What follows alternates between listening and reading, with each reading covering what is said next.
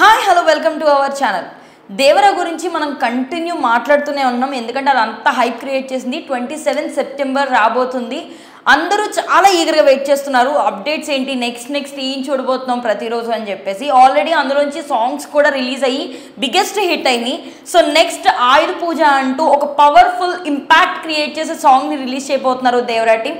అది కూడా రేపు 11 o'clock అని తెలిసింది. సో ఎలా ఉండబోతుంది, సాంగ్ పై ఎలాంటి హోప్స్ క్రియేట్ అయినాయి అన్నది అడిగి తెలుసుకుందాం.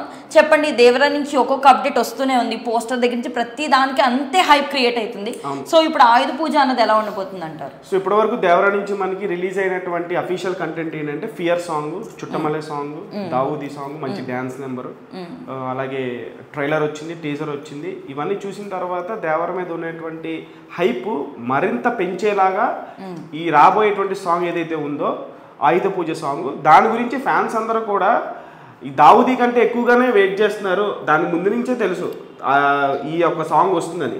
సో దావూదీ కంటే కూడా దావూదీ సాంగ్ వస్తుందో రాదో అది పక్కన పెడితే, దానికంటే ముందే ఈ ఆయుధ పూజ టాపిక్ ఎక్కువ నడిచింది సోషల్ మీడియాలో. అసలు ఏంట్రా ఈ ఆయుధ పూజ ఎలా ఉండబోతుంది ఏంటనేది. సో ఈ ఆయుధ పూజ సాంగ్ కోసం ఫ్యాన్స్ అందరూ అయితే చాలా ఈగర్గా ఎదురు చూస్తున్నారు. దానికి తోడు రామ్ జోగి శాస్త్రి గారు ఇచ్చినటువంటి ఎలివేషన్, మీరు ఇప్పుడు దాకా చూసినటువంటి సాంగ్ ఒక ఎత్తు అయితే ఆయుధ పూజ సాంగ్ మరొక ఎత్తు అని చెప్పేసి ఆయనే ఒక స్కాలర్, మంచి రైటర్ అనమాట. సో తెలుగు ఇండస్ట్రీలో ఆయనే అంత ఎలివేషన్ ఇచ్చేటప్పటికి సాంగ్ ఏ రేంజ్లో ఉంటుంది అని చెప్పేసి ఫ్యాన్స్ అందరూ కూడా చాలా ఎగ్జైటెడ్గా ఉన్నారు. ఆ పాట ఎప్పుడెప్పుడు వస్తుందని చెప్పేసి పోస్టర్ రిలీజ్ చేశారు. సో పోస్టర్ చూసిన తర్వాత అర్థమైపోయింది సాంగ్ యొక్క రేంజ్ ఎలా ఉండబోతుందని. మధ్యలో ఎన్టీఆర్ ఉంటే ఎన్టీఆర్ చుట్టూరా కత్తులు ఉన్నాయన్నమాట.